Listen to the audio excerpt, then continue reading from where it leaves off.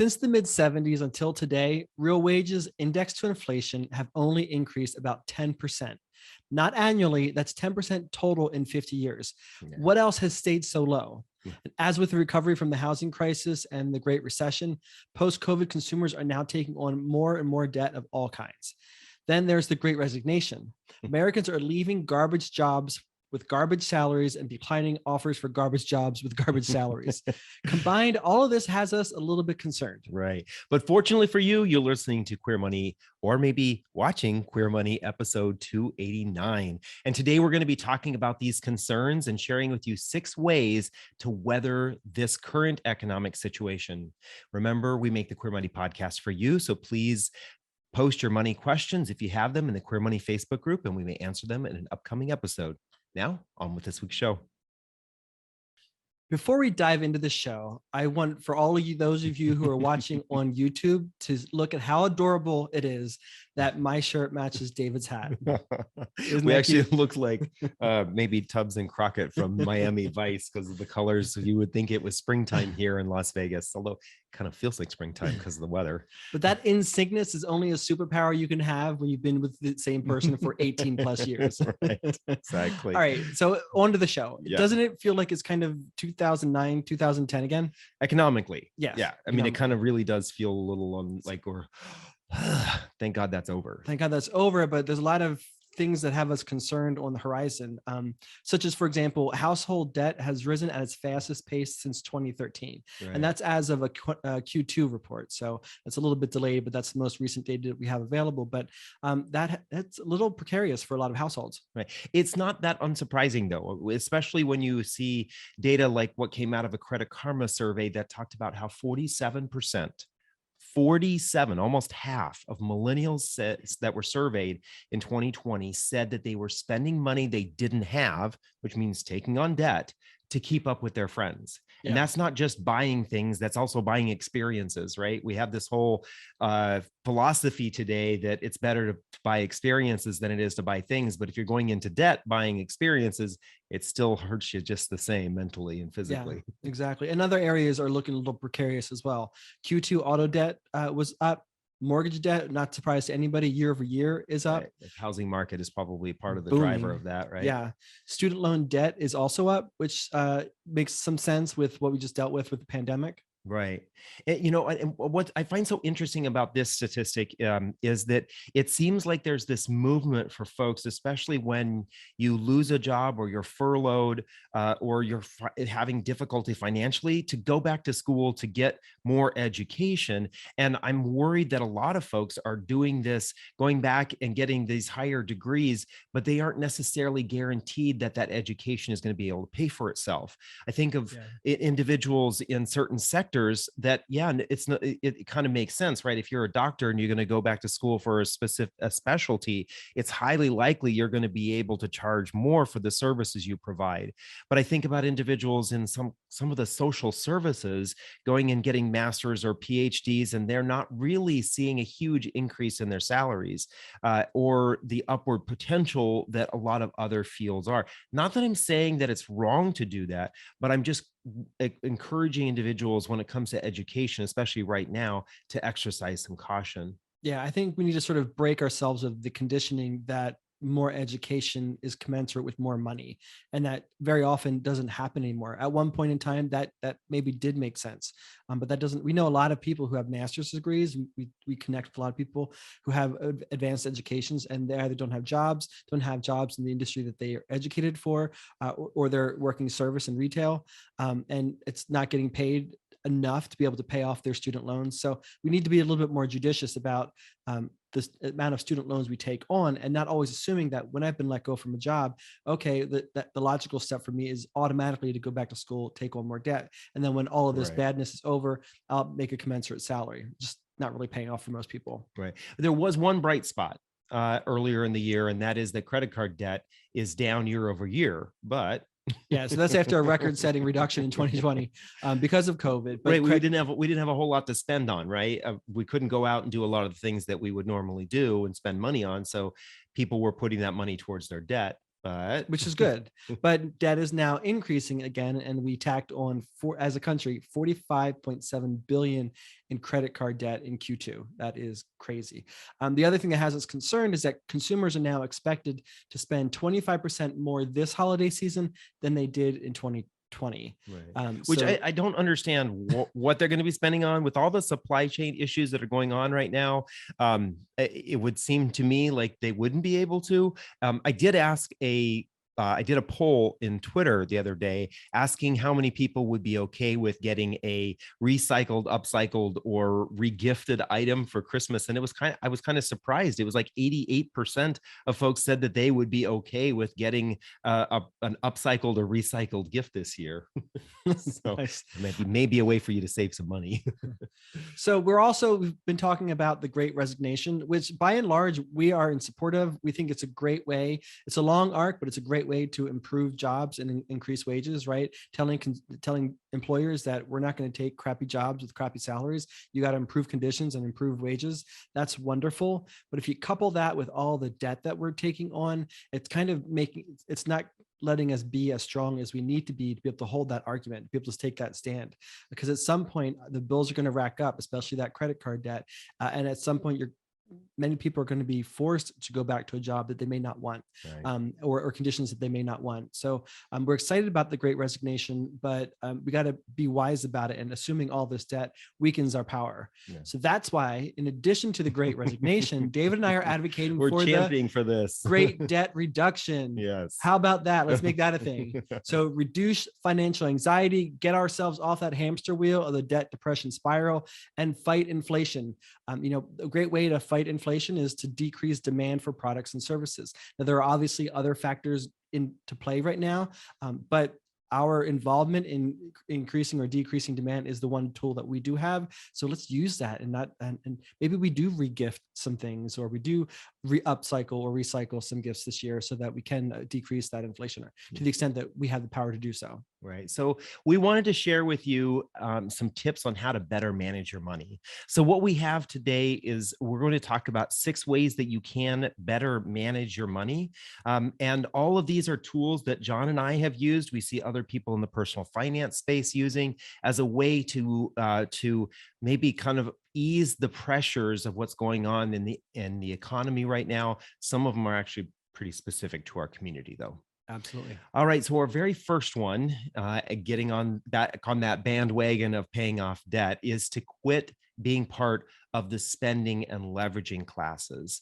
So John and I believe there are basically 4 financial classes, and the first 2, the ones at the bottom, are spenders and leveragers. Now, spenders are individuals who spend every single penny they have. They have little or no emergency savings. I mean, they may not also have much access to credit, right? So I think a lot of times these are individuals who don't have a lot of credit history. Maybe they're younger, their first jobs. They don't have access to a lot of credit. And for that reason, they don't have the ability to overspend a whole lot, that more than what they are making, but they are also spending every single penny that they have, which means that their money is, they don't have the potential to grow, right? And really, this is kind of emphasized by a Capital One survey. On their survey, they did a financial well-being survey during the pandemic, or actually shortly after the pandemic.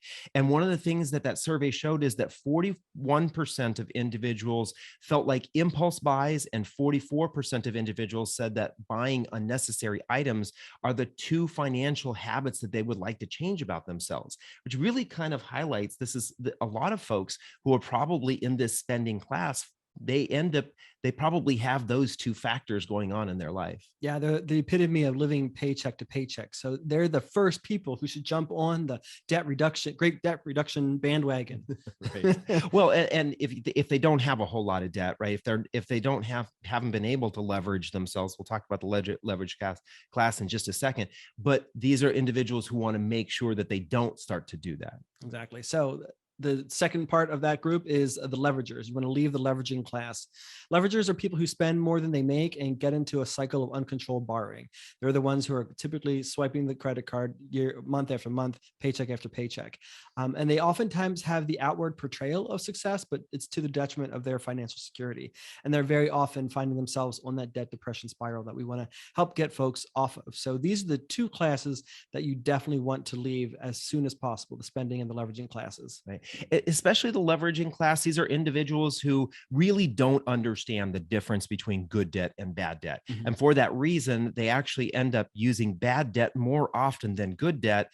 And really, this kind of keeps them in this even worse than the paycheck to paycheck lifestyle. They're the falling further and further behind every single paycheck, every single month, every single year. So if you feel like you're in that spot, if you're falling behind every single paycheck, every single month, every single year, you may want to check to see if you're part of the leveraging class or the spending class. Yeah, they're typically people who use the words like everybody has debt, or debt is a way of life, or I've got to work until I die because I've got so much debt.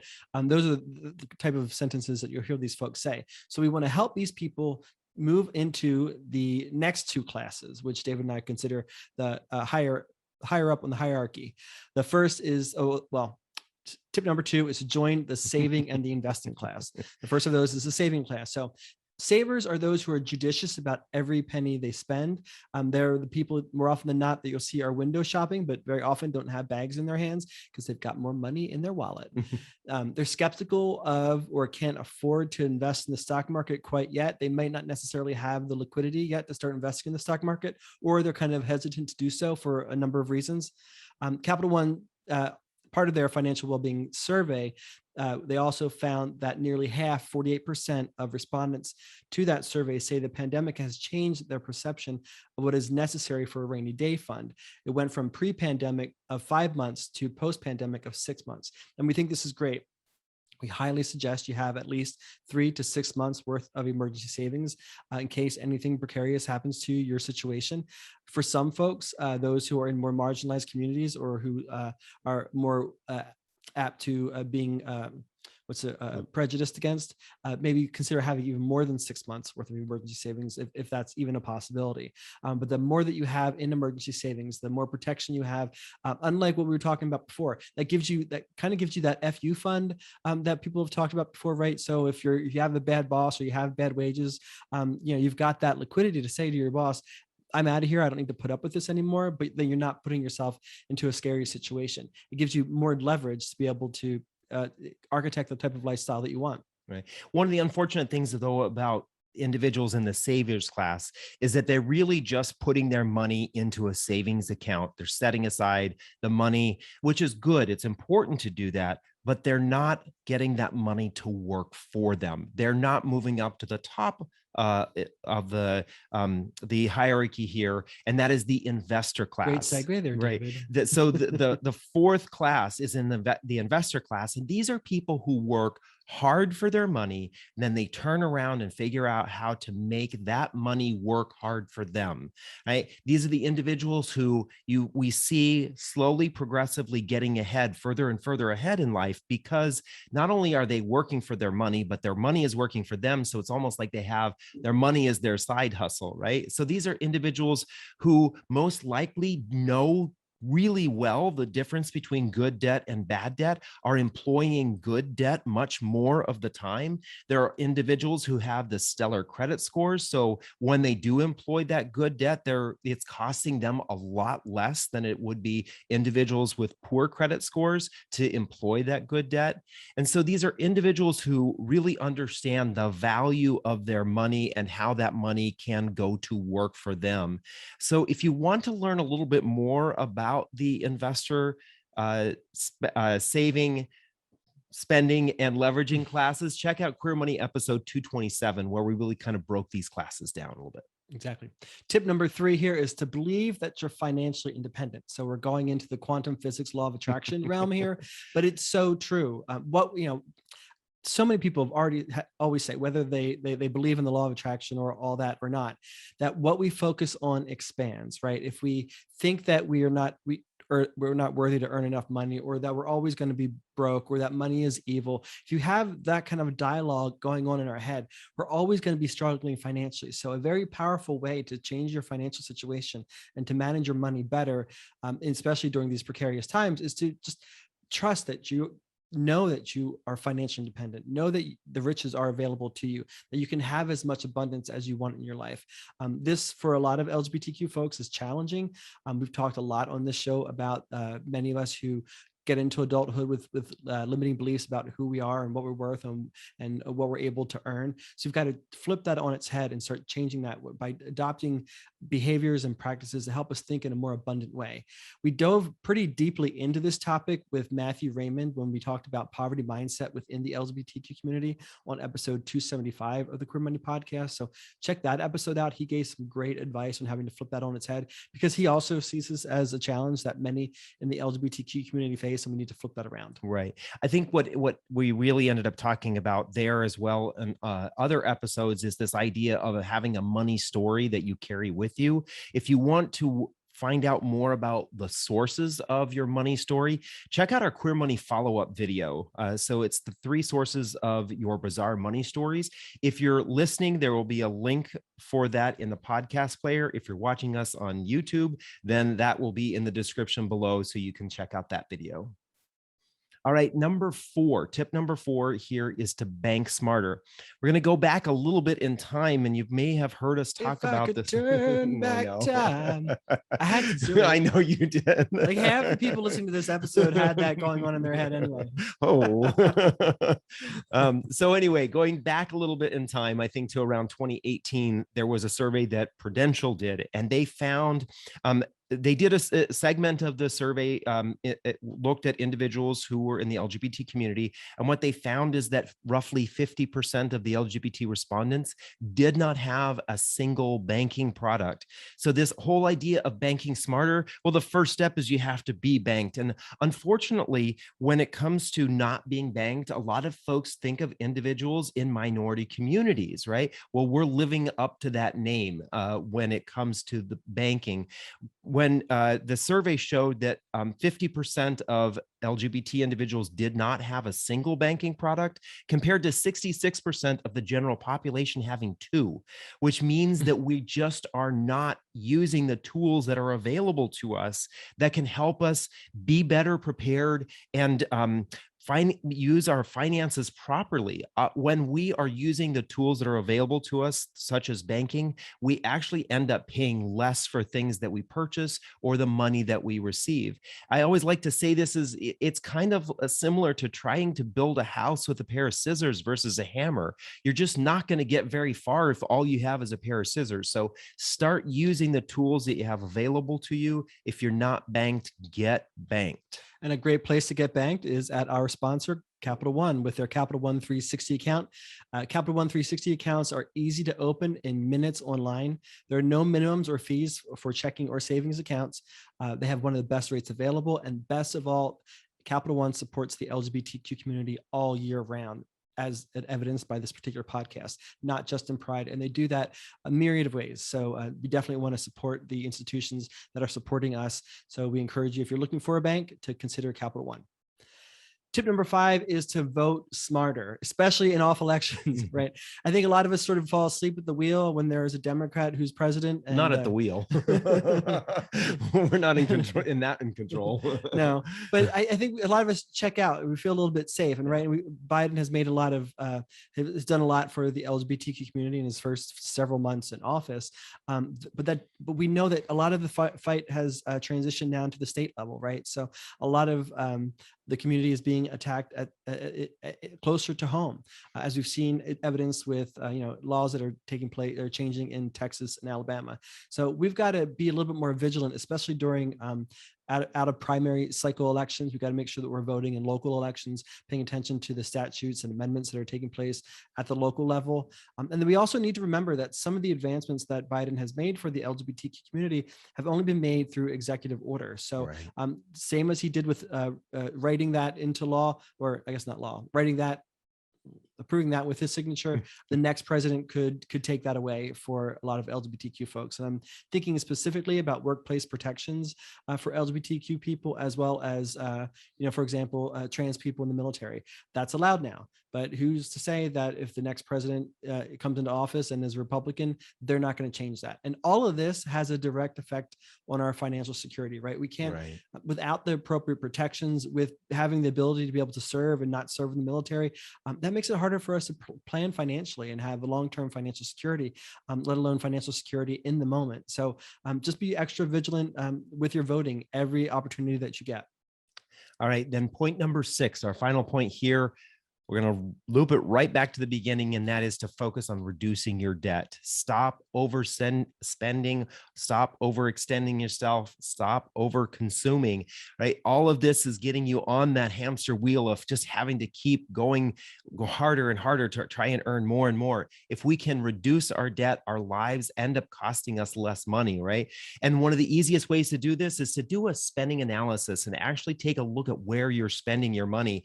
What's interesting about when you do a spending analysis is you really see what categories that you're overspending in. And sometimes, and what we have found with the individuals we work with, is that usually it's just a couple of categories where individuals, if they made some minor tweaks, would be able to stay on budget. And I think that's the other important thing is it doesn't matter how many spending analyses you do, if you don't try to then use that information to create a budget to stick to, then you're going to have some issues, right? You're going to continue to overspend.